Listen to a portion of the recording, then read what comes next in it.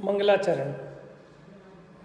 नमो अरिहंताणं नमो सिद्धाणं नमो आयरीयाणं नमो वज्रायाणं नमो लोय सव्यसाहूनं। हे न्याय प्रवर्तक वृषभदेव, मैं तुम्हें भक्ति से नमन करूं। स्वपर लाभ के हेतु न्याय का मंदिर यह निर्माण करूं। पांडित्य प्रदर्शन लक्ष्य नहीं है, वाद विवाद भी नहीं प्रभो। केवल एक यही अभिलाषा, मुझे किसी से पक्ष नहीं है और किसी से द्वेष नहीं। जिसके वचन युक्ति संगत है, मुझे प्रमाणित सिर्फ वही। न्याय ग्रंथ पहले से है, पर शिशुओं का अधिकार नहीं। उन ग्रंथों का सार लिखूं, सबको होवे ज्ञान न्याय का। फिर विनाश हो राग द्वेष का, मिले ज्ञान साम्राज्य प्रभु। जय बोलो आदिनाथ भगवान की। देखो, न्याय बहुत इम्पोर्टेंट और इंटरेस्टिंग विषय है। ठीक है, अपनी लाइफ में भी हमें न्याय की आवश्यकता पड़ती है। जब सास बहू के झगड़े हो जाएं तो बीच में न्याय करना पड़ता है ना, किसी को आके। नंद भावज के झगड़े हो जाएं, उसमें भी न्याय करना पड़ता है।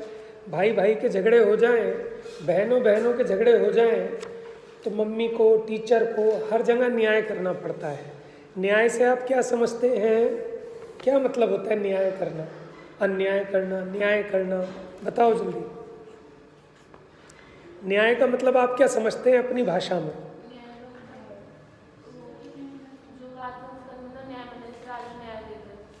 हाँ, वेरी गुड। और बताइए। सही निर्णय करना या सही निर्णय देना।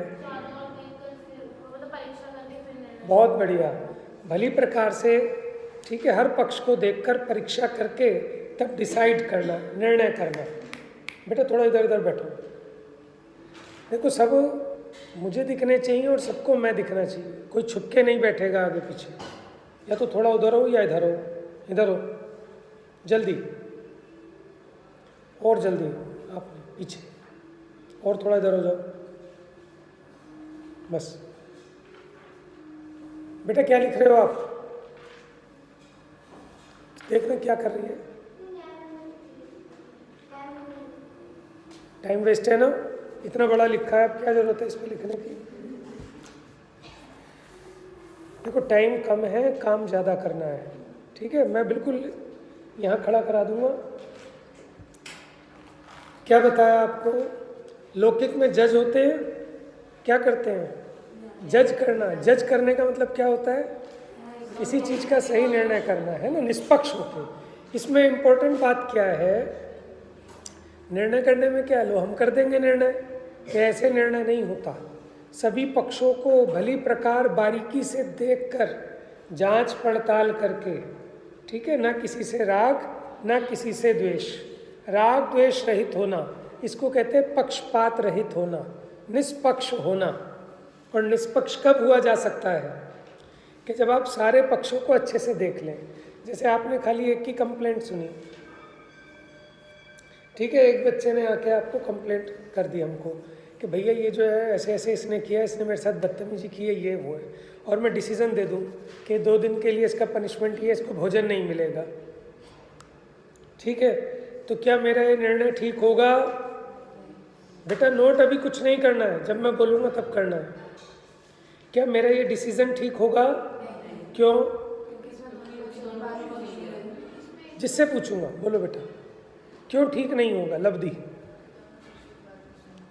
क्योंकि अभी हमें दूसरा पक्ष पता ही नहीं, अभी आधा अधूरा हमें सत्य पता चला है, तो हम कैसे कह सकते हैं? तो इसलिए हम क्या करेंगे कि जो दूसरा व्यक्ति है उसको भी मौका देंगे, आप अपनी बात कहो, है ना। आपके पास क्या एविडेंस है? कोर्ट में भी तो यही होता है, अदालत में किसी भी चीज़ का डिसीजन करना हो कि कौन अपराधी है, दोनों पक्षों की बात सुनी जाती है, कोई विटनेस है क्या, उसकी बात सुनी जाती है। उसके बाद जज निष्पक्ष होकर ये निर्णय कर पाता है कि कौन निर्दोष है, कौन दोषी है। बात समझ में आ रही? तो हमें क्या ज़रूरत है इन चीज़ों की, कि हमें लाइफ में तो ज़रूरत है ही, पग पग पे दो छोटे भाई हैं आपके, आपस में लड़ गए, आपको डिसीजन करना है कौन सही कौन गलत, तो भी आपको दोनों को देखना पड़ेगा किसने क्या किया। ऐसी जैन धर्म में हमें वस्तु का स्वरूप समझना है। अगर हम वस्तु के स्वरूप के सभी पक्षों को ना देखें, क्योंकि वस्तु कैसी है, अनेकांतात्मक, अनंत धर्मात्मक वस्तु है। आपने किसी एक धर्म को देखा और उस पर से निर्णय कर लिया कि वस्तु ऐसी ही है, तो आपका ये निर्णय सही होगा कि गलत होगा? और जब वस्तु का निर्णय ही गलत है तो फिर वस्तु की प्राप्ति कैसे होगी आपको? अगर आपने मार्ग का निर्णय ठीक नहीं किया तो क्या आप अपनी मंजिल पर पहुंच पाएंगे? नहीं पहुंच सकते। उसी प्रकार जब तक आप वस्तु के स्वरूप का सही निर्णय नहीं करेंगे तब तक आप वस्तु की प्राप्ति नहीं कर सकते। अब यहाँ वस्तु माने आत्मवस्तु, क्योंकि आत्मानुभूति करनी है तो आत्मा के संबंध में सम्यक ज्ञान प्राप्त करना पड़ेगा। 7 तत्वों के स्वरूप का, 6 द्रव्यों के स्वरूप का, विश्व व्यवस्था का सम्यक ज्ञान कैसे होगा? परीक्षा के द्वारा। इसलिए पंडित टोडरमल जी ने आज्ञा प्रधानी से डैश को बड़ा कहा है, बताइए। आज्ञा प्रधानी से डैश को बड़ा कहा। वेरी गुड, क्लैपिंग करो इस बच्चे के लिए। आज्ञा प्रधानी से परीक्षा प्रधानी को बड़ा कहा। इसी में आपके फिलअप्स और सब कुछ आते रहेंगे। नोट्स बनाने का बेटा अब आप बड़े हो गए, पूरी राम कहानी नहीं लिखनी होती, सिर्फ आपको एक इंडिकेशन, एक इशारा, ठीक है। अब कैसे लिखोगे इसको? आज्ञा प्रधानी से परीक्षा प्रधानी बड़ा होता है। क्यों? क्योंकि जो आज्ञा से मान रहा है, आज किसी ने ऐसी आज्ञा की तो ऐसा मान लिया, कल कोई दूसरे प्रकार की आज्ञा करेगा तो वो दूसरे तरीके से मानने लग जाएगा। बात समझ में आ गए? आज आप जैन धर्म में पैदा हुए हैं तो आप जैन धर्म के हिसाब से मान रहे हैं तत्वों का स्वरूप, ठीक है। अगर आप इस्लाम धर्म में पैदा हो जाते तो आप इस्लाम धर्म के हिसाब से मानने लगते, आप कहते हैं हिंसा में धर्म है। लेकिन अगर आप परीक्षा प्रधानी हो तो आप किसी भी मत में क्यों ना पैदा हो जाओ, आप सभी पक्षों को देख के निर्णय करेंगे कि भाई ये काम सुखकारी है कि दुखकारी, सामने वाले जीव के लिए भी दुख रूप, मेरे लिए भी दुख रूप। परिणामों में इससे क्रूरता बढ़ती है, हिंसा से, अहिंसा से परिणामों में निर्मलता आती है। तो आप परीक्षा करके जब निर्णय करेंगे तो अब आपको कोई भी डिगाने आए, कोई कुछ भी आज्ञा करे, साक्षात तीर्थंकरी क्यों ना आ जाए और वो कहें हर्षिता हिंसा में धर्म होता है, ठीक है, क्योंकि वस्तु अनेकांत स्वरूप है। अगर आप खाली अहिंसा में धर्म मानेंगे तो ये तो एकांत हो जाएगा, इसलिए हिंसा में भी धर्म होता है। अब आपको ऐसा समझाएं और अगर आपने अकेले आज्ञा से माना हो तो आप विचलित हो जाएंगे। लेकिन अगर आपने परीक्षा करके माना है तो रेवती रानी की तरह कौन से गुण में प्रसिद्ध हुई? अमूढ़ दृष्टि। आप मूढ़ता नहीं करेंगे। बात समझ में आ रही है सबको? एक आपको कंसेप्ट क्लियर हो रहा है न्याय का?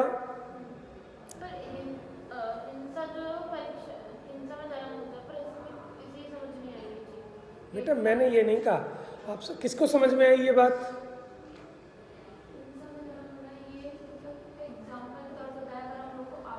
राइट, मैं ये नहीं कह रहा हिंसा में, मैं तो ये कह रहा हूँ कदाचित तीर्थंकर आके कहने लग जाएं कि बेटा आप तो एकांती हो गए, अपना धर्म तो अनेकांती है, अहिंसा में भी धर्म है और हिंसा में भी धर्म है, तो आप मान लोगे क्या? मान लोगे। अगर आपने परीक्षा करके निर्णय नहीं किया है तो आप मान लोगे।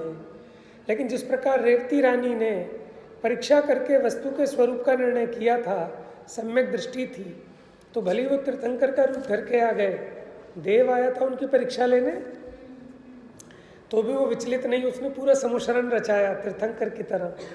बात समझ में आ रही? क्योंकि उसने निर्णय किया कि भाई इस पंचम काल में तीर्थंकर होते ही नहीं, और जैन धर्म में तो 24 ही तीर्थंकर होते हैं, वो हो गए। चलो, वो तो मैंने एक एग्जाम्पल लिया, ठीक है, उस एग्जाम्पल में ज़्यादा नहीं घुसना। मुझे सिर्फ इतना बताना है कि परीक्षा प्रधानी बनो, और परीक्षा कैसे होती है वो सब हम यहाँ समझेंगे, ठीक है। ये इंट्रोडक्शन था टॉपिक का। अब देखो, इन्होंने मंगलाचरण किया, इसके लेखक कौन हैं इस पुस्तक? डॉक्टर वीर सागर जैन जी, ठीक है। लाल बहादुर कौन सी है, लाल बहादुर शास्त्री जो यूनिवर्सिटी है उसमें जैन दर्शन के अध्यक्ष हैं, ठीक है, और अपने जैन धर्म के मूर्धन्य विद्वान हैं। आप लोगों ने उनका लाभ लिया ही है।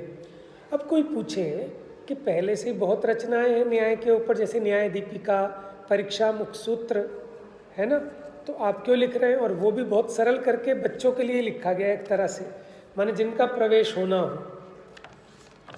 क्या हुआ बेटा लब्धि, क्या हुआ बेटा?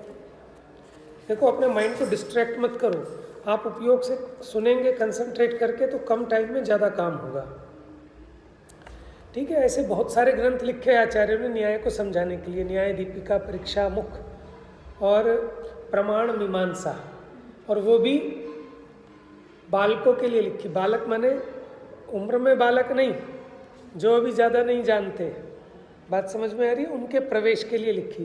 तो फिर आप ये क्यों लिख रहे हो कि डॉक्टर वीर सागर जी कहते हैं कि उन बालकों के लिए तो लिखी, लेकिन अब तो वो भी ये समझ में नहीं आते लोगों को, ऐसे ग्रंथ जो उन्होंने बाल बुद्धियों के लिए लिखे। तो अब मैंने शिशुओं के लिए लिखे। शिशु और बालक में क्या अंतर है, कौन बताएगा? एक बताओ, बताओ बेटा अक्षरा।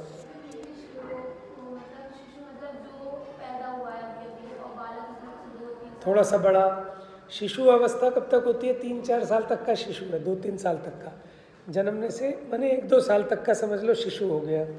अब उससे ऊपर थोड़ा सा बालक हो गया, फिर उसके ऊपर किशोर किशोर कहते हैं उसे किस ओर, उसको दिशा डिसाइड नहीं होती कि किस ओर क्या ठीक है, इस ओर के इस ओर द्वंद्व में रहता है, तो उसको कहते हैं किशोर।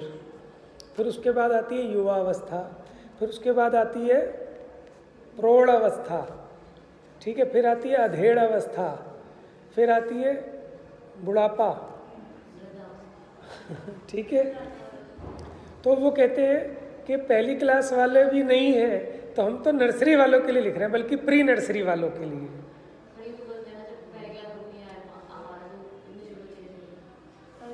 तभी लिए तो इसी किया है, आप समझो बात को, वो चीज़ नहीं आ पा रही।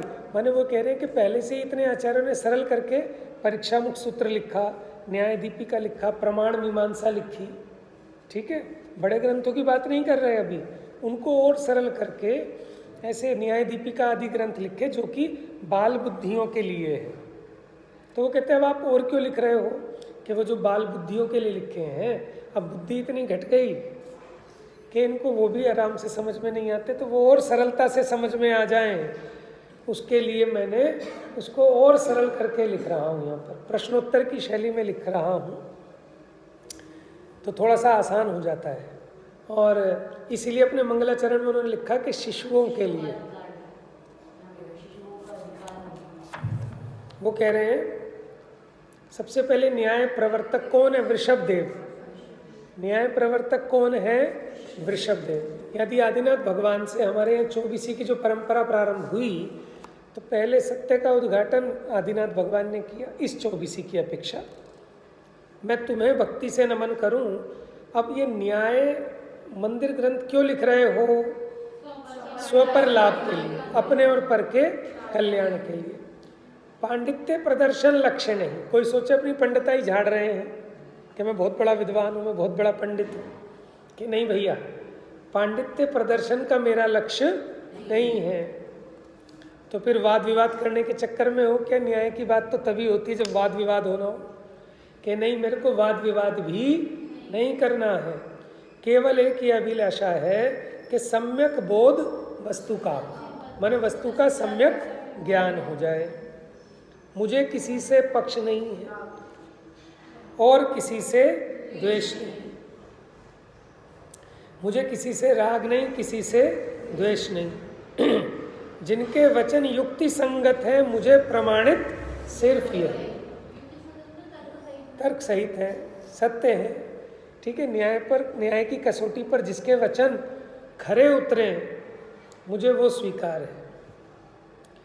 न्याय ग्रंथ पहले से हैं, पर शिशुओं का अधिकार नहीं। माने हमारी बुद्धि इतनी अल्प हो गई कि वो जो बच्चों के लिए लिखे गए थे, अब हमें वो भी समझ में नहीं आते। इसलिए सरल से सरल कृति में उन ग्रंथों का सार लिख रहा हूँ। सबको होवे ज्ञान न्याय का, जैन न्याय का, और तत्व का बोध प्रभो, फिर विनाश हो राग द्वेष का, मिले ज्ञान साम्राज्य। केवल ज्ञान की प्राप्ति हो, राग द्वेष का अभाव हो, क्योंकि राग द्वेष का अभाव हुए बिना केवल ज्ञान की प्राप्ति नहीं हो सकती। पहले वीतरागी होते हैं कि सर्वज्ञ होते हैं? आप अपने नोट्स सोचते रहना, एग्जाम में छोटी छोटी बातें आ जाएं तो कंफ्यूज मत होना, ये तो हमने लिखा ही नहीं था, ये तो हमको बताया ही नहीं था, ये तो आउट ऑफ कोर्स आ गया। तो पहले वीतरागी होते हैं कि पहले सर्वज्ञ होते हैं? अब ये इतनी इतनी छोटी बातें लिखने की ज़रूरत भी नहीं है, मैंने कह दिया तो सब लिखने बैठ गए। ये तो कॉमन चीज़ है आप लोगों के लिए, भैया बाल बोध में पढ़ी है। अब आप बड़े बच्चे हो गए हो, 12th में आ गए। चलिए देखिए, इसमें 7 अध्यायों में वर्णन किया गया है पूरे न्याय का। 6 अध्यायों में प्रमाण का वर्णन है और एक 7वें अध्याय में न्याय का वर्णन है। वैसे जो जितने भी इस प्रकार के ग्रंथ हैं ना, उनमें प्रमाण की अपेक्षा चर्चा की गई है। क्यों? क्योंकि प्रमाण तो सभी धर्मों में माना गया है, लेकिन न्याय को बाकी धर्म स्वीकार नहीं करते। क्यों? क्योंकि वो वस्तु को एक रूप मानते हैं, सिर्फ एकांत रूप। इसलिए उनके यहाँ न्याय की व्यवस्था नहीं बनती। बात समझ में आ रही है? इसमें इम्पोर्टेंट बात बता दी है मैंने। क्या बताया? कि अन्य दर्शन प्रमाण तो सभी के यहाँ माना जाता है, लेकिन न्याय नहीं। न्याय जैनों में बनते हैं, क्योंकि हम वस्तु को अनेकांतात्मक स्वीकार करते हैं। क्योंकि किसी अपेक्षा से मुख्य गुण करके कथन करना, आप लोगों में से किसने न्यायों को पढ़ा है? आपने थोड़ा बहुत न्याय चक्र पढ़ा है? न्याय चक्र है कोर्स में आपके? तो फिर न्याय में, चलो ठीक है, सही है। तो इसलिए न्याय ग्रंथों में प्रमाण की मुख्यता से चर्चा है। बात समझ में आ रही है आपको? क्या बताया बेटा? न्याय ग्रंथों में प्रमाण की मुख्यता से चर्चा है। तो 6 अध्यायों में प्रमाण की चर्चा होगी और 7वें अध्याय में न्याय की चर्चा है थोड़ी बहुत, ठीक है। थोड़ी विषय वस्तु याद रहनी चाहिए आपको।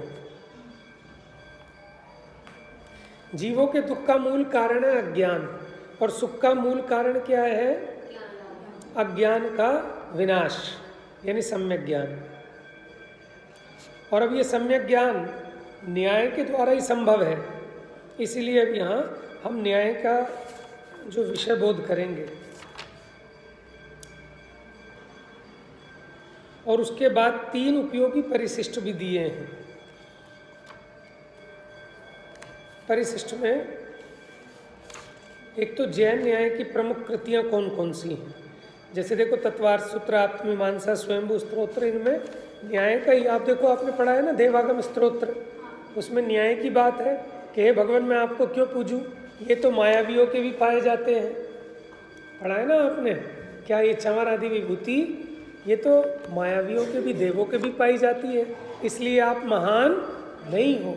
ये न्याय कर रहे हो, निर्णय कर रहे हैं कसकर कसौटी पर।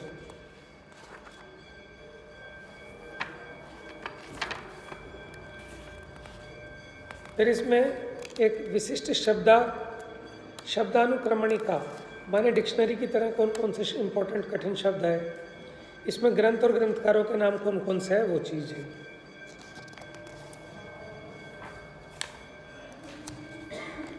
और देखिए भाई, इसमें 267 प्रश्न हैं। कितने प्रश्न हैं? 267। क्या 268 लिखे हैं? 267 क्वेश्चंस हैं। उसके माध्यम से विषय का निरूपण किया गया है। और उसके अलावा सबसे इम्पोर्टेंट चीज़, फुट नोट में 300 ग्रंथ नोट दिए गए हैं। फुट नोट माने जो अन्य बड़े ग्रंथों से कोट करके, आपको हिंदी का तो याद करना ही है लेकिन कुछ मुख्य मुख्य बातों को आप जो बड़े ग्रंथों से यहाँ दिए गए हैं कोटेशन, उनको भी याद करें तो बहुत उपयोगी होगा आपके लिए, क्योंकि आप विद्वान बनने जा रहे हैं। बात समझ में आ रही है? तो 310 फुटनोट हैं जो कि बड़े ग्रंथों से बने आपको प्रमाण के रूप में प्रस्तुत किए गए हैं।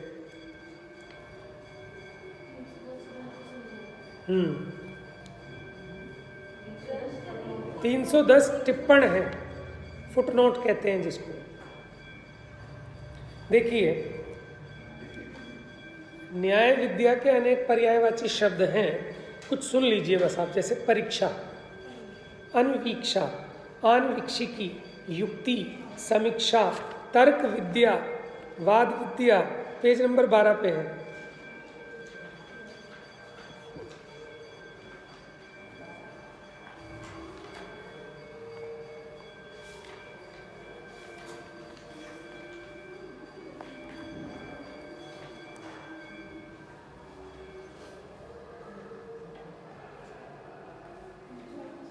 मिल गया ऊपर? वाद विद्या, हेतु विद्या, हेतुवाद, हेतु मार्ग, न्याय, नीति, औचित्य, विवेक, विचार, चिंतन, परख, इस प्रकार के शब्दों का प्रयोग किया गया न्याय के लिए।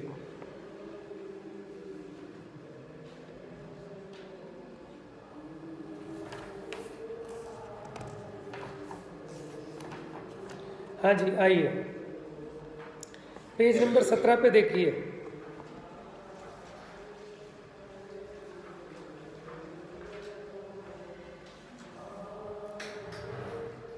मैंने वो 21 नंबर लिखा है ना श्लोक पर, ये सबको याद होना चाहिए।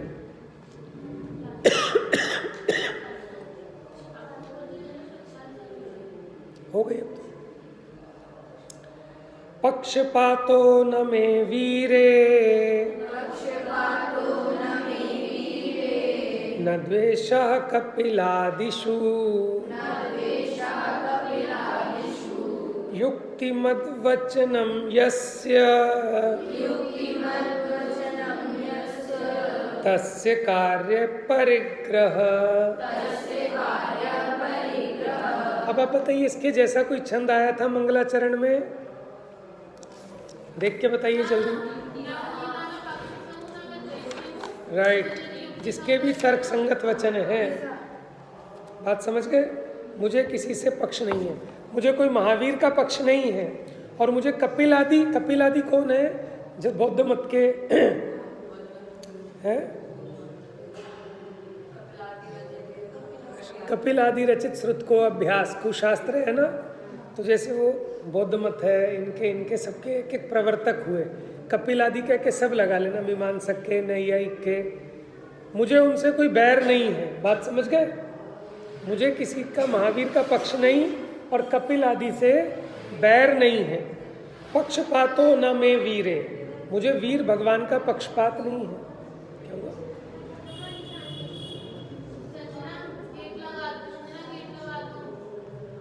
चलिए आप इधर ध्यान दीजिए, छोड़िए, टाइम तो ही गया हमारा। पक्षपातो न मे वीरे, बोलिए। न द्वेषे कपिलादिषु, न द्वेषः कपिलादिषु। याद हो गया इतना? बोलिए।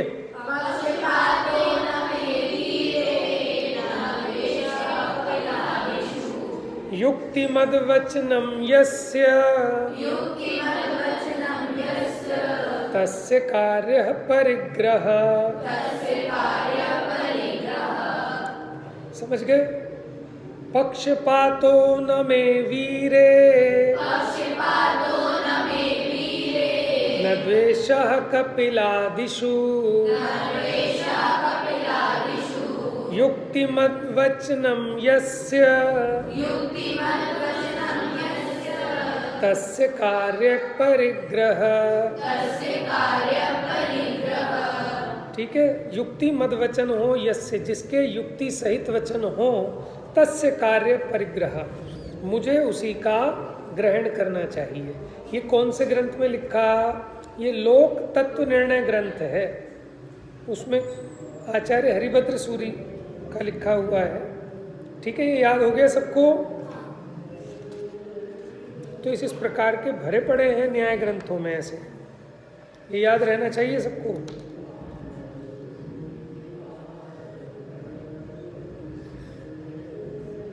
अच्छा, और देखो 27 नंबर कलश मैंने ये श्लोक पेज नंबर 19 पर।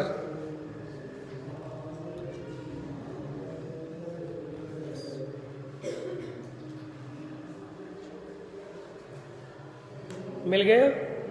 अब मैं पूछूंगा इसके जैसा आपने हिंदी में कहाँ पढ़ा है। भव बीजांकुर जनना रागा,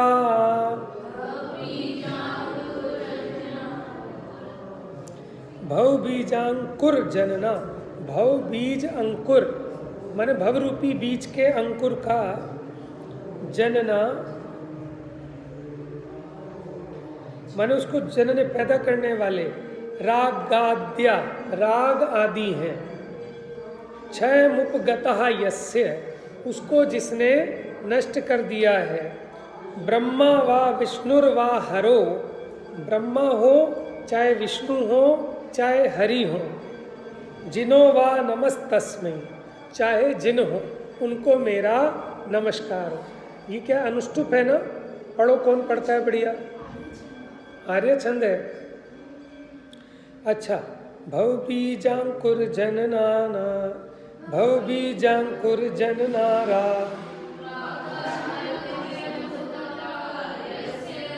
ब्रह्मा विष्णु हरो जिनो नमस्तस्मै। आर्य छंद है। हाँ, पढ़िए फिर से। भव बीजांकुर जनना रागाद्याक्षय मुपगता यस्य, ब्रह्मा विष्णु हरो जिनो वा नमस्तस्मै। याद होना चाहिए सबको, मंगलाचरण में बोलने लायक है।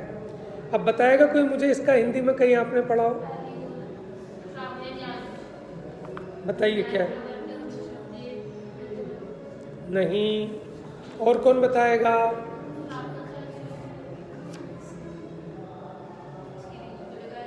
राइट, ज्ञप्ति ने सही बताया एकदम। जिसने राग द्वेष का मादिक जीते सब जग जान लिया, सब जीवों को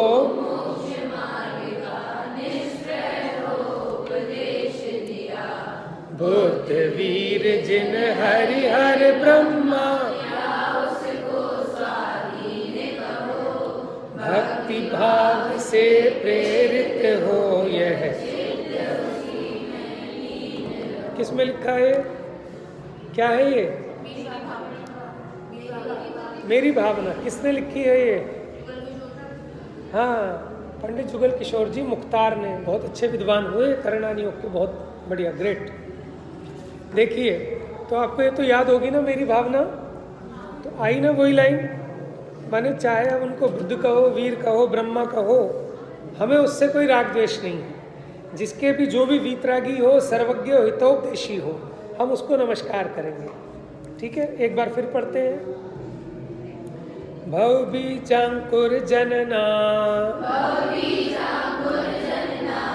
रागाद्याक्षय मुपगता यस्य,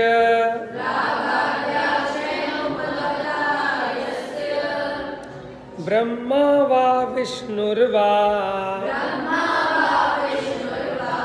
हरो जिनो वा नमस्तस्मै। मुझे ऐसा राग द्वेष नहीं है कि मैं महावीर को ही नमस्कार करूंगा, बुद्ध को नहीं करूंगा, ब्रह्मा को नहीं करूंगा।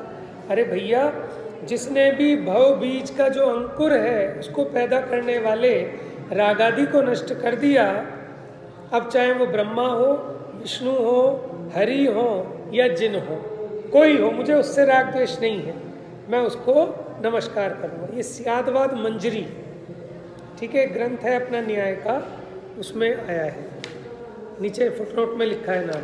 तो 2 हो गए आपको याद।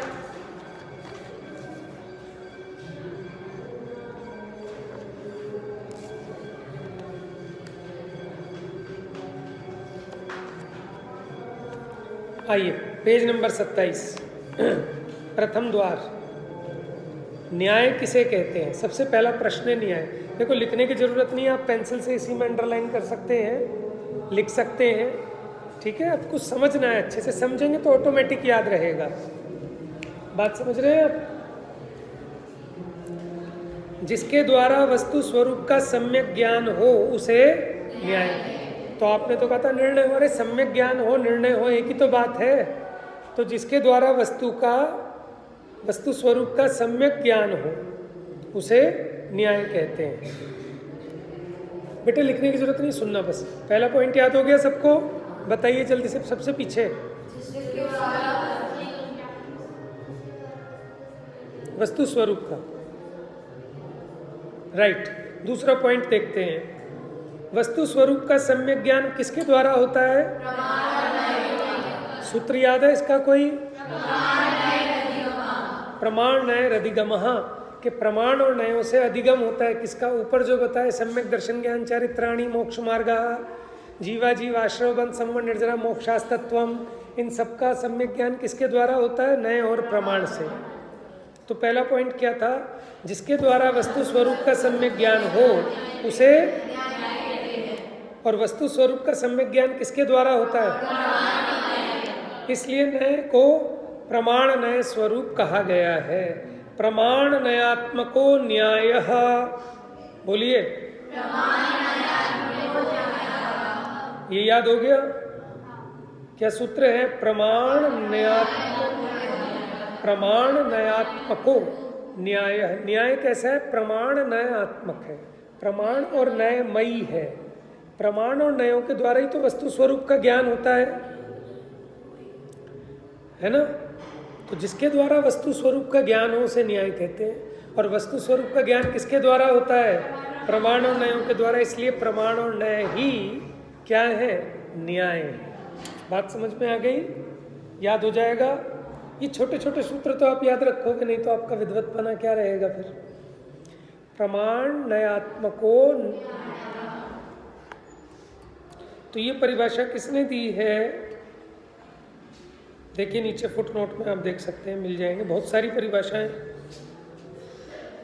न्याय कुसुमांजलि, न्याय प्रवेश पंजिका, न्याय विनिश्चय, प्रमेय रत्नमाला, न्याय दीपिका, आप्तमीमांसा वृत्ति, ठीक है। ये प्रमाण नय रधिगमः। चलिए हो गया भैया पहला याद। प्रमाण और नय का विवेचन किस पद्धति से होता है? देखो स्टाइल क्या है, प्रमाण और नयों को समझाने की, पढ़ाने की। किसी भी चीज़ को हमने पढ़ना हो, पंडित टोडरमल जी ने भी लिखा है, पहले उसके नामादिक जानो, ठीक है, यही तो तरीका है ना। उसको कहते हैं उद्देश्य, फिर लक्षण निर्देश, फिर उनके लक्षणों को जानो और फिर परीक्षा करो। 3 बातें कही हैं। किसी का भी अगर अपने को ज्ञान करना हो तो उसके विवेचन की पद्धति क्या होती है? उद्देश्य, लक्षण निर्देश और परीक्षा। इसके द्वारा प्रमाण और नय का विवेचन, माने खाली प्रमाण और नय नहीं, आपने कोई भी चीज़ किसी को पढ़ानी हो तो तरीका यही है। पहले उद्देश्य, पहले उसका सामान्य कथन, ठीक है, उसके नामादिक बताते हैं, फिर उसके बाद उसके लक्षण बताए जाते हैं, उसका स्वरूप, बात समझ गए। फिर उसके बाद परीक्षा, कि अगर ऐसा मानेंगे तो क्या आपत्ति है, ऐसा नहीं माने तो क्या आपत्ति है, अन्य मत वाले जो ऐसा मानते हैं वो एकांत दोष से दूषित क्यों है, हम जैसा मानते हैं वो सही क्यों है। इसको कहते हैं परीक्षा। परीक्षा का मतलब होता है बारीकी से देखना। परी मैंने चारों ओर से, ईक्षा देखना, बारीकी से ऑब्जर्वेशन करना, ईक्षण, परीक्षण, जांच, बात समझ गए। तो प्रमाण और नय का विवेचन किस पद्धति से होता है? क्रमशः, ये इंपॉर्टेंट है, क्रमशः। पहले उद्देश्य, फिर लक्षण निर्देश और फिर परीक्षा द्वारा होता है। अब उद्देश्य किसे कहते हैं? जिस वस्तु का विवेचन करना, उसका नाम मात्र कथन करना उद्देश्य है। जैसे आज हम जीव के बारे में जानेंगे, तो ये क्या हो गया? उद्देश्य हो गया। ठीक है, जब आप टीचिंग स्किल सीखेंगे ना, कभी टीचर ट्रेनिंग करेंगे, तो आपको पता चलेंगे उनके अपने अलग टर्म्स हैं। दूसरा, लक्षण निर्देश किसे कहते हैं? निर्दोष लक्षण को बतलाने का नाम लक्षण निर्देश है।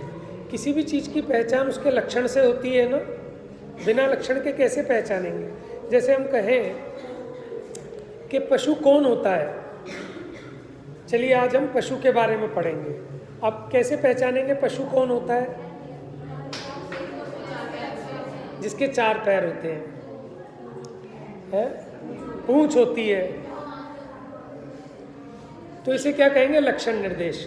लक्षण किसको कहते हैं? सुनिए बेटा जरा ध्यान से, ये आप पढ़ चुके हैं बेटा तत्व ज्ञान पाठमाला में, किसमें एक चैप्टर है ना, लक्षण लक्षणाभास, पढ़ा है ना आपने? तो बस तो जल्दी समझ में आ जाएगा आपको। तो निर्दोष लक्षण को बतलाने का नाम लक्षण निर्देश है। अगर आप कहें कि पशु उसे कहते हैं जिसके सींग होते हैं, तो क्या ये लक्षण ठीक है? निर्दोष है क्या? क्यों? क्योंकि इससे बहुत सारे पशु ऐसे होते हैं जिनके सींग ही नहीं होते, तो फिर वो पशु नहीं माने जाएंगे, फिर उनको तो आप पहचान ही नहीं पाओगे। फिर आत्मभूत लक्षण, अनात्मभूत लक्षण पढ़ा है ना सब आपने? किसी को कोई कन्फ्यूज़न तो नहीं पीछे? पढ़ा है बेटा? लक्षण लक्षणाभास। निर्दोष लक्षण को बतलाने का नाम लक्षण निर्देश है। निर्देश माने होता है कथन करना। अब निर्दोष लक्षण किसे कहते हैं? कि जो अव्याप्ति, अतिव्याप्ति, असंभव, ये 3 दोषों से रहित हो, उसे कहते हैं निर्दोष लक्षण। ठीक है, ये जो अतिव्याप्ति, अव्याप्ति और असंभव दोष हैं, इन्हीं को लक्षणाभास भी कहते हैं। तो क्वेश्चन बन गया आपका, निर्दोष लक्षण किसे कहते हैं? जो इन 3 दोषों से रहित, वो निर्दोष लक्षण है। और इन 3 दोषों को लक्षणाभास भी कहते हैं। माने लक्षण तो नहीं है, लेकिन लक्षण जैसे लगते हैं, तो लक्षणाभास है। आगे बढ़िए। अव्याप्ति, देखो अव्याप्ति को मैं कैसे बताता हूँ। अव्याप्ति को समझने के लिए एक एप्पल बना के देते हैं बच्चे को, उसमें कहते हैं कलरिंग करो, ठीक है। अब उस बच्चे ने क्या किया, बेटा ध्यान से, इधर पेज वेज मत पलटो, सुनो जरा ध्यान से। अब आपको अव्याप्ति बताना है, आप बताओ इस डायग्राम से कैसे बताओगे अव्याप्ति? 1 मिनट, ऐसे नहीं, रेज योर हैंड ओनली। बेटा नाम थोड़ा सा कंफ्यूजन हो जाता है, विदुषी, वंशिका। विदुषी है, विदुषी तुम हो, अकेले तुम ही विदुषी हो, सब विदुषी बनेंगी। बताओ बेटा, वंशिका। नहीं, मुझे सिर्फ एप्पल में बताओ। हाँ, वेरी गुड। क्या किया उस बच्चे ने? एप्पल में कलरिंग की, कलर बुक होती है ना छोटे बच्चों की।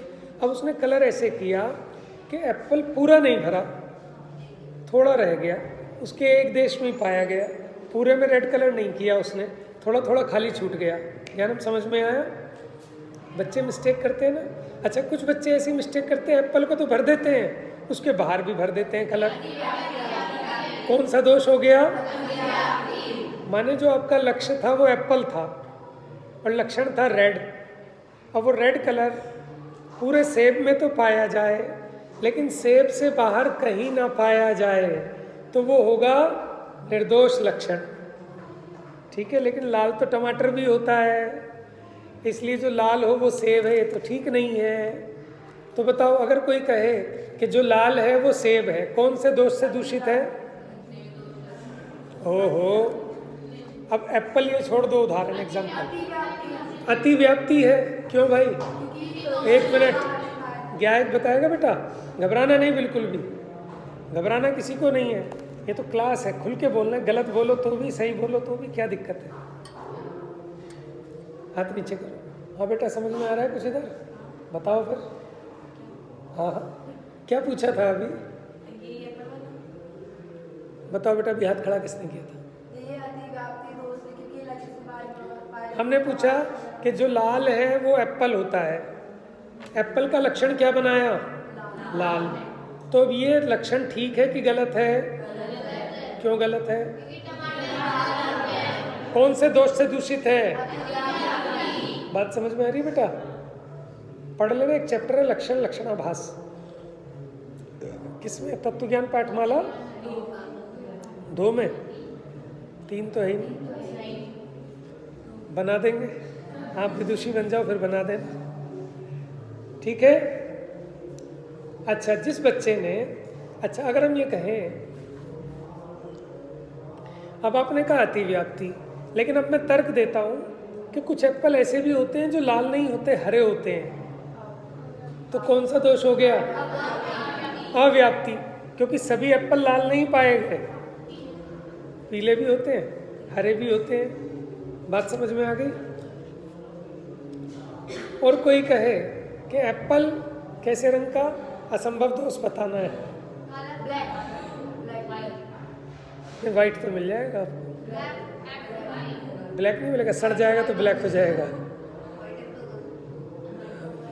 ठीक है, चलो ब्लैक, तो ये कौन से दोष से दूषित हो गया? असंभव दोष। तो मुझे समझ में आ गया कि आपको समझ में आता है, तो मैंने आपकी परीक्षा ली ना, इसी को तो परीक्षा कहते हैं। मैंने आपके ज्ञान का परीक्षण किया, आपके ज्ञान की जांच की। मैंने जो टीचर है वो आपका परीक्षा पत्र तैयार करता है ना, अब आप उत्तर लिखते हो तो आप वहाँ लिख दो कि मास्टर जी आप तो स्वयं विज्ञानी हैं, आप जानती, थोड़ा लिखा बहुत समझना। तो मास्टर जी तो सब जानते ही हैं, फिर क्यों पूछ रहे हैं? कि वो पूछने के लिए नहीं पूछ रहे, वो आपके ज्ञान का परीक्षण कर रहे हैं। तो भैया अब इसको याद कर लोगे, अतिव्याप्ति, अव्याप्ति, असंभव।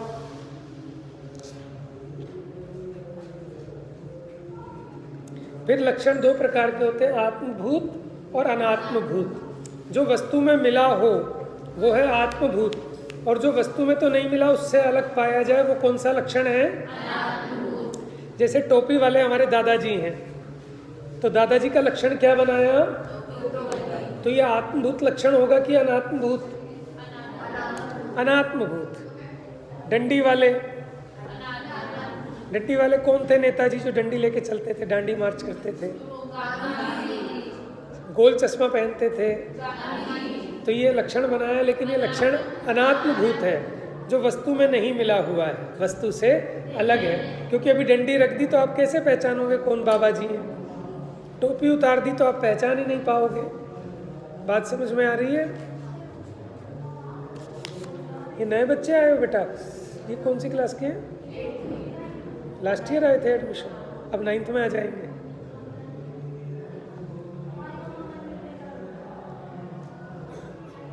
जैसे अग्नि का लक्षण उष्णता, बताओ ये आत्मभूत है कि अनात्मभूत है? उसमें मिला हुआ है ना, अलग तो कभी नहीं हो सकता। अच्छा, लक्षण को पहचानने की जरूरत क्यों है? किसी भी चीज को पहचानने के लिए पहले उसके लक्षण को पहचानना पड़ेगा। लक्षण को पहचाने बिना वस्तु को कैसे पहचानोगे? देखिए सबसे लास्ट क्वेश्चन नंबर 13।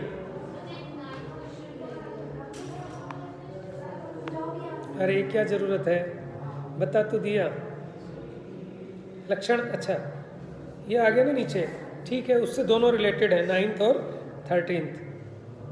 तो लक्षण का लक्षण क्या है, माने लक्षण कैसा होता है, लक्षण का स्वरूप क्या है, तो इसको क्या कहते हैं? लक्षण का लक्षण क्या है।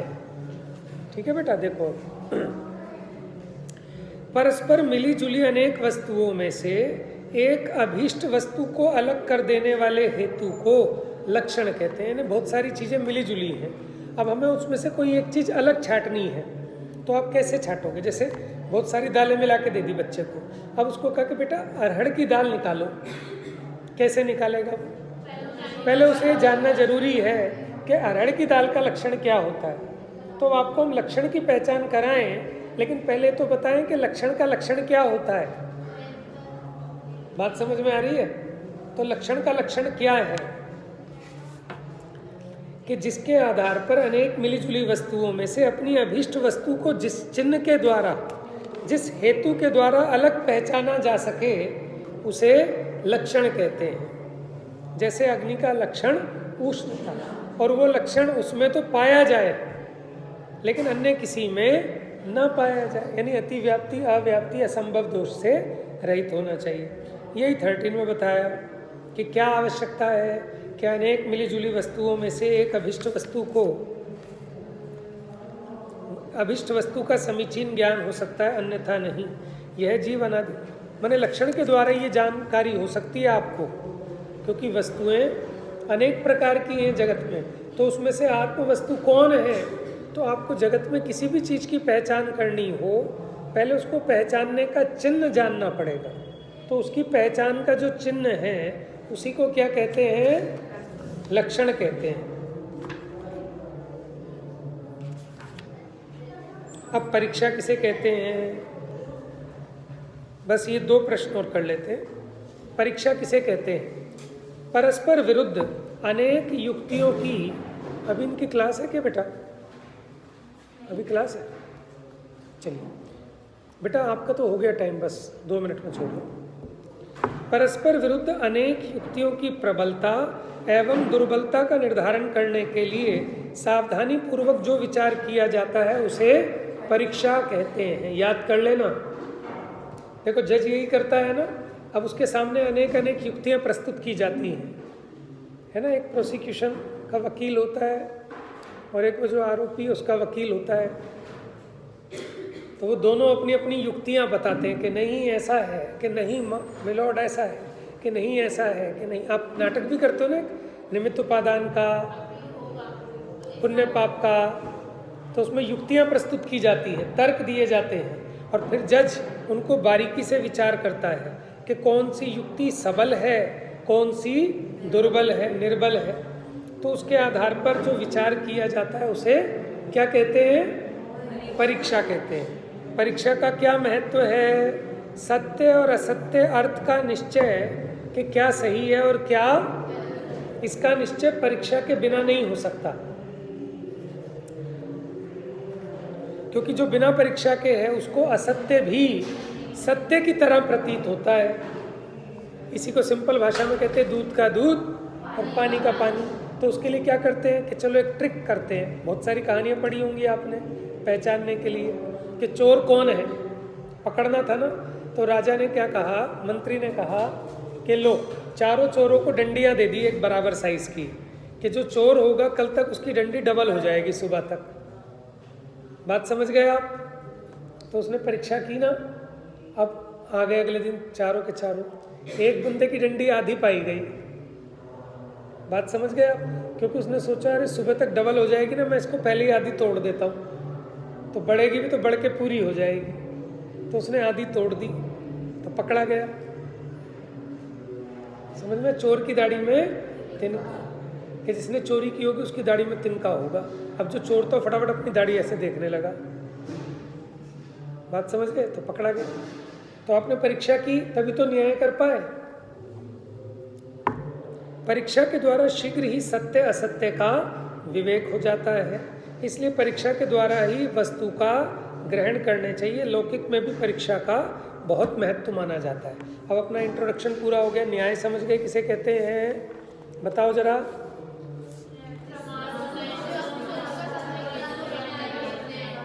ठीक है ना।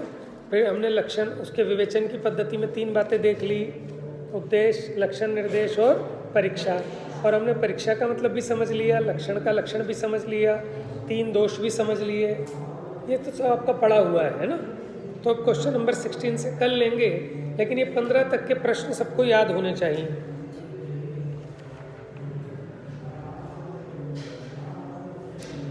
एक देखिए पेज नंबर 28 पर,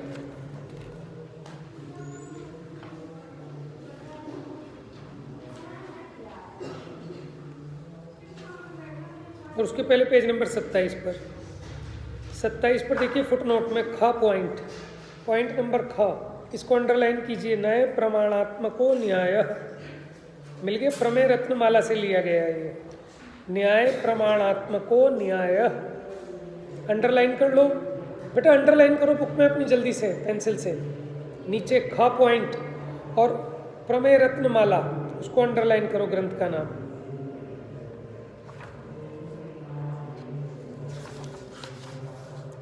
और ये जो परिशिष्ट है ना, मैं इसमें से भी जरूर पूछूंगा, ग्रंथों के नाम है ना।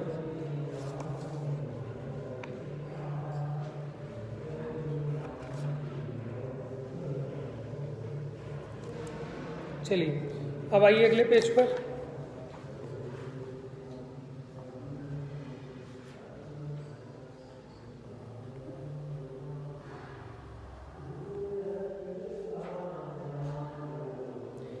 फुट नोट में देखिए पॉइंट नंबर 7 और 8।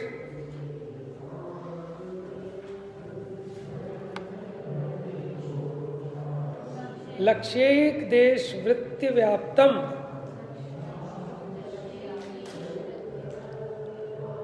इसको अव्याप्ति दोष है कि लक्ष्य के एक देश में।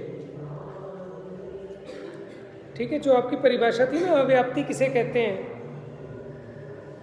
अव्याप्ति का लक्षण है ये। अव्याप्ति दोष से दूषित क्या होता है, लक्ष्यैक देश वृत्ति व्याप्तम, कि जो लक्ष्य के एक देश में पाया जाए उसे अव्याप्ति कहते हैं। बात समझ में आ गई, ये याद होना चाहिए आपको।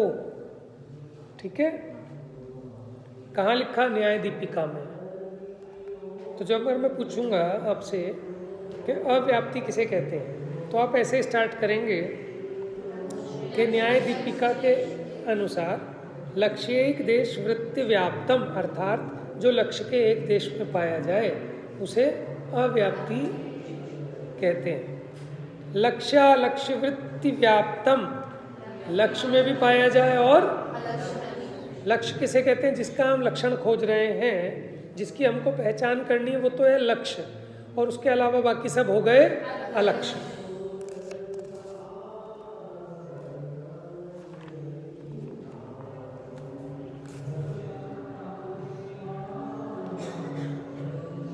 बाकी चर्चा कल करेंगे। जा वाणी के ज्ञान से सूझे लोकालो, सो वाणी मस्तक